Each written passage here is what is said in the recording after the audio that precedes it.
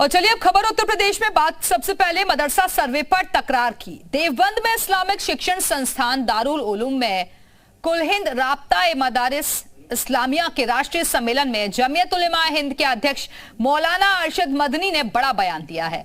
उन्होंने कहा है कि दीनी मदारिस किसी भी बोर्ड से नहीं जुड़ेंगे और ना ही उन्हें सरकारी मदद की जरूरत है। दुनिया का कोई भी बोर्ड मदरसों की स्थापना के मकसद को नहीं समझ सकता।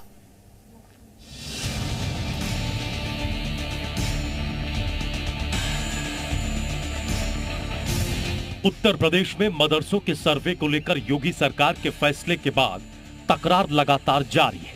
सरकार के अपने तर्क हैं तो मदरसा संचालकों और मौलवियों की अपनी दलीलें हैं। मदरसों के सर्वे का काम पूरा हो चुका है और सरकार ने साफ कर दिया है कि अवैध मदरसों पर कार्रवाई होगी।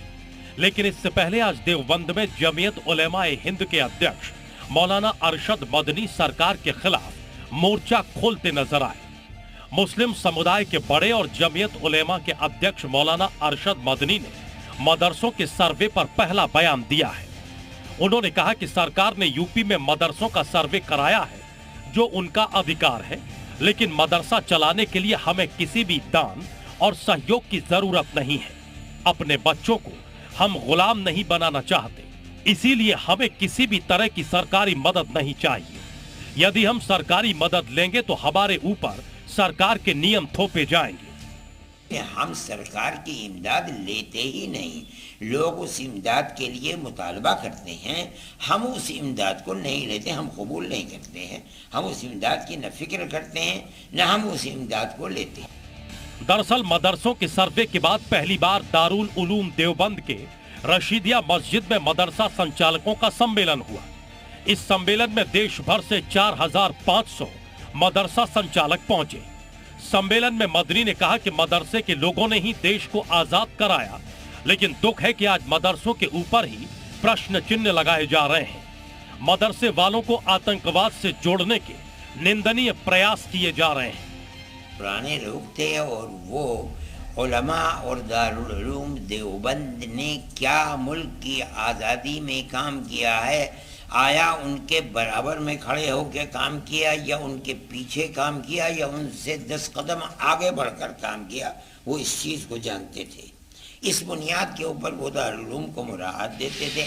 अब वो लोग दुनिया से चले गए। अब जो लोग हैं वो दारुल उलूम देवबंद और उलमा की उस आज़ादी वतन के लिए जिहाद को नहीं जानते। इसलिए जो सहूलतें देते थे अब वो सहूलतें भी नहीं मिल रही हैं और ये अफसोस की बात है। मदनी ने अपने संबोधन में कहा कि मदरसों का सियासत से कोई लेना देना नहीं, लेकिन उनके बयान पूरी तरह से सियासी ही थे। मदनी के बयान पर बीजेपी ने करारा पलटवार किया है।